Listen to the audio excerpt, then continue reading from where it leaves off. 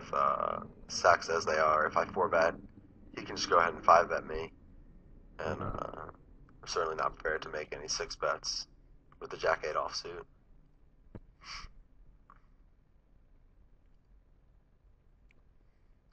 So although if I were to get if he were to bet this flop, I would have the best hand quite a large amount of the time, but I can't really justify calling because the hands that he's betting, straight draws, flush draws, obviously all strong hands, are going to continue to bet, and I wouldn't really be able to call down on any turns except for 6.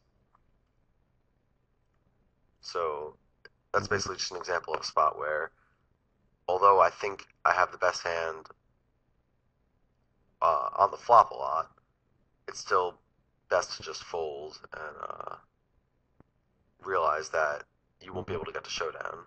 Still 2 more pieces to play out of position.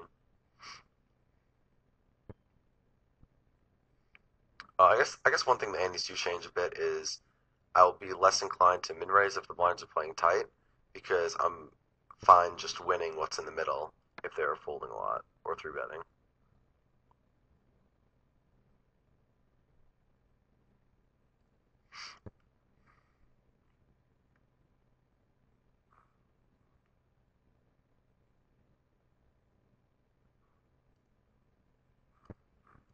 Pretty easy to defend here.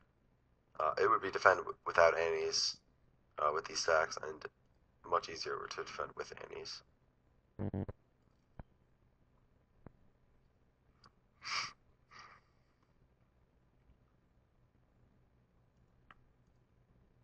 Um, so this is a spot where I'll just talk about this ace jack in 1 minute. I want to figure out if I want to lead or check raise here. I could even check call. I'm going to start off by checking. So this ace jack is a spot where I don't really want to bet on the turn. I'm going to go ahead and bet now. The reason I want to lead on the turn is because his range is probably weighted towards showdown hands, and when a lot of draws turn, he can put me on Jack 10 and any type of spades. He's probably not going to fold those pairs, and I'd rather just bet my draws that have good equity against his pairs than just overcards.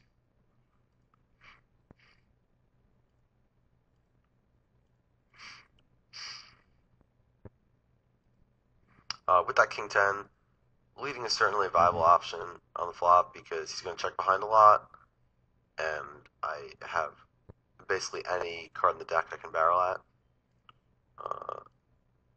This is a fantastic spot. Let's have queens. Looks like I'm just squeezing, as I would be. Okay, I'm going to check raise this set.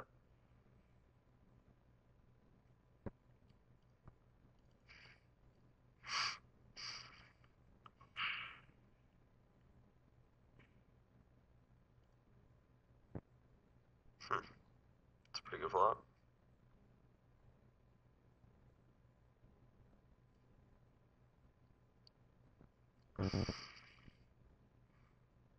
Definitely just going to call with these 7s.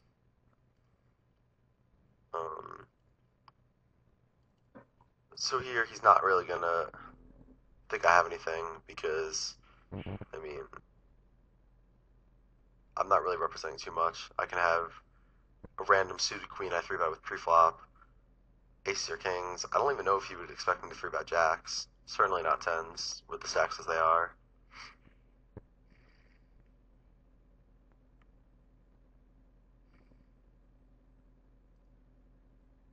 Okay, so, I mean, at this point he either has 7s full or absolutely nothing. Small chance of aces or kings. I'm clearly just going to call because it's more likely he continues to bluff if I call than it is if I re-raise. And 7s full gets stacked either way. There's no card that can come when I have the 2 remaining queens that I don't stack 7s full on.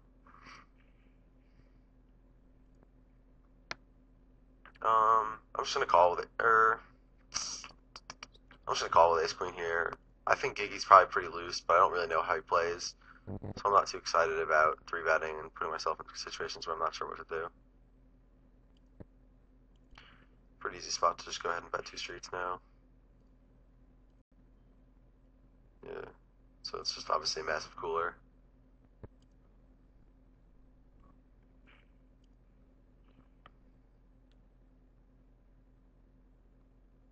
I think he played his hand well.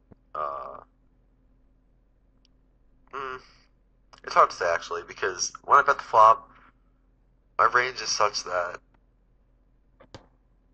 it seems to me like it's weighted more towards bluffs than anything else. Um, I'm not saying that he shouldn't look to stack off. He should obviously look to get his money in as soon as possible. But it's possible that he should just check and try to let me barrel him.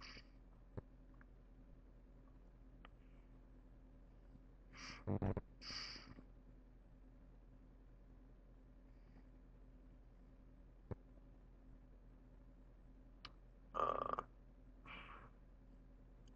by check calling, he makes his hand look more like two eights, two nines, maybe even ace high, uh, and it makes it much easier for, or makes it much more difficult for me to barrel him in the future when I know that he can have those hands. So with these stacks, I expect Giga to be three betting the button pretty light. Definitely just gonna call with ace ten suited here. Not really a hand I would want to four bet because it plays well enough to call. I can semi bluff enough flops. This is obviously one that I'm just gonna go ahead and check call.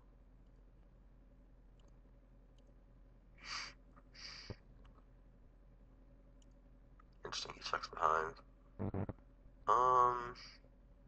Now when he checks behind, I think that he more likely has a marginal showdown hand. Although it's still possible he has a hand like ace king or ace jack and doesn't want to bet on a coordinated flop where he might make his hand look stronger than it actually is. But when this draw turn, when the second draw turns, I'm just gonna go ahead and bet, and then hopefully a blank comes and I can bet again.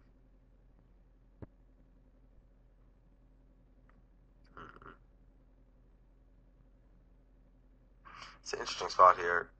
It seems like a terrible bluff spot for me, but the reason it's a terrible bluff spot is because no one ever folds. So I'm just gonna bet and hope he makes. I mean, I'm gonna bet, but it seems unlikely that he's gonna make a bad call with like pocket kings or something. Okay, so top pot.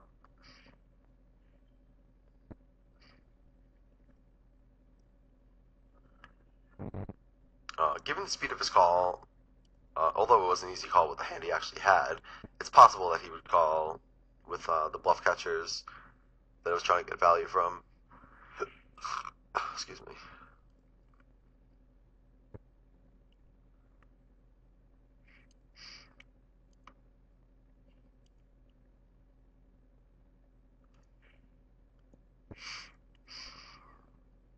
I haven't seen this follow the hawk player before, so I'll just treat him as an unknown for the time being.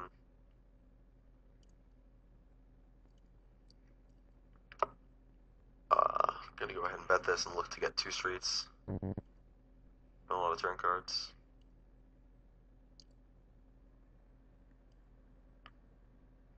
Pretty easy, just defend with ace jack here. Again, a player that I don't know a lot about. I don't want to start three betting with hands that I A, don't know what to do to a four bet, and B, I'm going to get in a lot of difficult situations post flop with. Because say this were the flop, what would be my best plan of action? I mean, I would bet, and then on the turn I would be lost. Once he checks back, I'm just going to bet, try to get two streets. And here with ace king, I don't mind flatting. Basically hoping just Giggy squeezes and I can back raise.